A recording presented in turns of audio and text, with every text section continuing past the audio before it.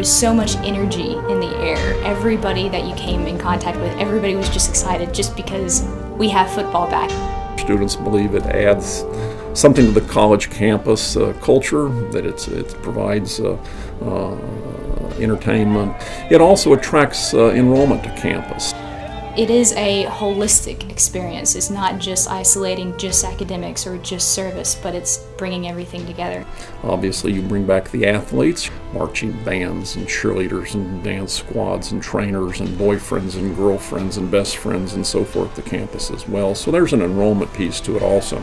We certainly are aware that it's difficult to bring, in this case, football back and immediately put a championship team on the field. It takes a while to do so, and we're experiencing the growing pains. Our mission is higher education, and we'll always be committed to that.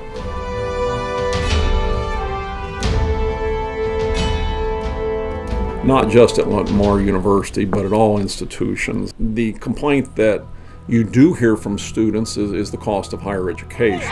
With tuition, it's one of those things. The cost of living is going up, so you just have to accept that as being a component of it and work around it. It's a national conversation. It's being played out at the moment in the RNC and DNC. Many of our students receive grants and loans that are awarded directly or indirectly by the federal government, and obviously that's a major concern to lots of students.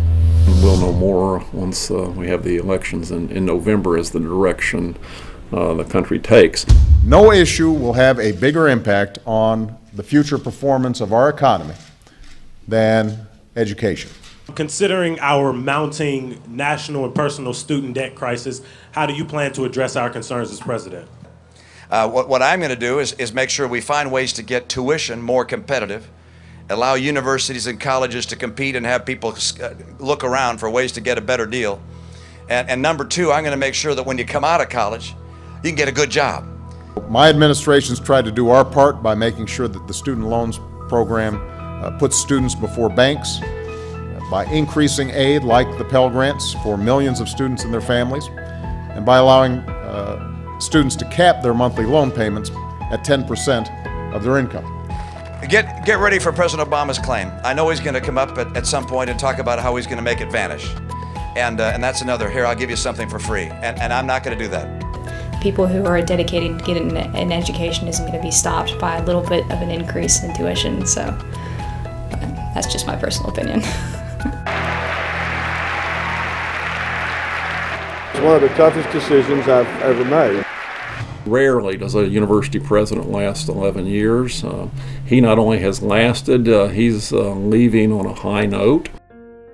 I was sad whenever he announced his retirement. I was very sad. I was like, because it dawned on me that he wasn't going to hand me my diploma at graduation. Anyone who follows Jimmy Simmons will have some pretty big shoes to fill. It'll be a chore. You can't replace a Jimmy Simmons. It's not going to happen.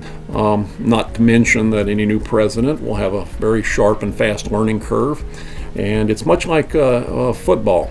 I don't think you can expect the next president to step in and immediately play for the national championship. It's going to take some time.